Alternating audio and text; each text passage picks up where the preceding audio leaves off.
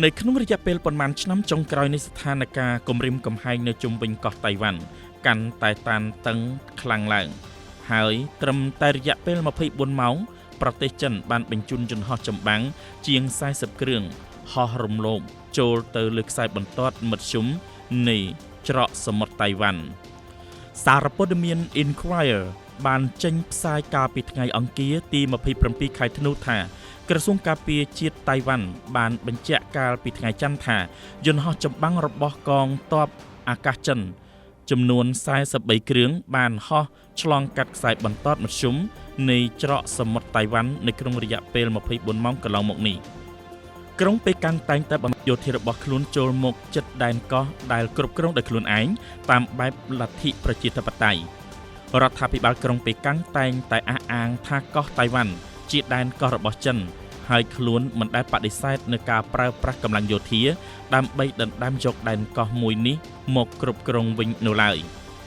ជាមួយនឹងការអះអាងចិនបានអនុវត្តនូវការធ្វើសម្ពយុទ្ធយោធាជាញឹកញាប់បាញ់ប្រហារតាមផ្លូវអាកាសនិងសមុទ្រនៅតំបន់ជុំវិញកោះតៃវ៉ាន់ទោះជាយ៉ាងណាក៏ដោយកោះតៃវ៉ាន់បានទាត់ចោលយ៉ាងដាច់អហង្ការចំពោះការអះអាងរបស់ក្រុងប៉េកាំងជាមួយគ្នានេះដែរក្រុងតៃប៉េបានចាត់ទុកការធ្វើសម្ពយុទ្ធយោធាជាញឹកញាប់របស់ចិនកំពុងតែបង្ហាញថាក្រុងប៉េកាំងកំពុងតែបំផ្លាញដល់សន្តិភាពនៅក្នុងតំបន់និងព្យាយាមបំផិតបំភ័យដល់ប្រជាជនតៃវ៉ាន់ក្រសួងការពារជាតិតៃវ៉ាន់បានបញ្ជាក់ថាជាការឆ្លើយតបវិញនោះ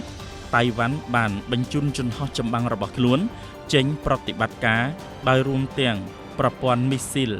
នៅលើដីតាមឃ្លាំមើលសកម្មភាពរបស់កងយន្តហោះចម្បាំងទាំងអស់របស់ចិនក្រុងប៉េកាំងក៏បានដាក់សម្ពាធមកលើកោះតៃវ៉ាន់កាន់តែខ្លាំងឡើងចាប់តាំងពីប្រធានសភាដ៏មានឥទ្ធិពលរបស់សហរដ្ឋអាមេរិក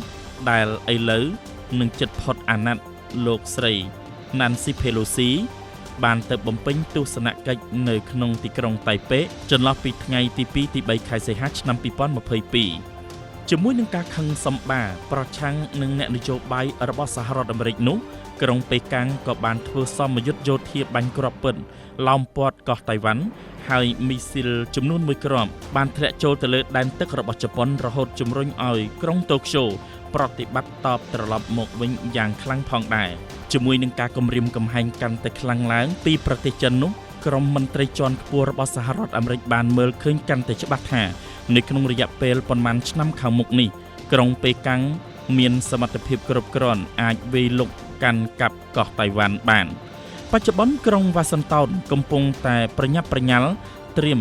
កញ្ចប់ជំនួយយោធាដែលមានទំហំទឹកប្រាក់ប្រហែលជា$10,000 លានសម្រាប់រយៈពេល5ឆ្នាំបន្ថែមពីលើការទិញគ្រឿងសឹករបស់តៃវ៉ាន់សម្រាប់ជួយបង្កើនសមត្ថភាព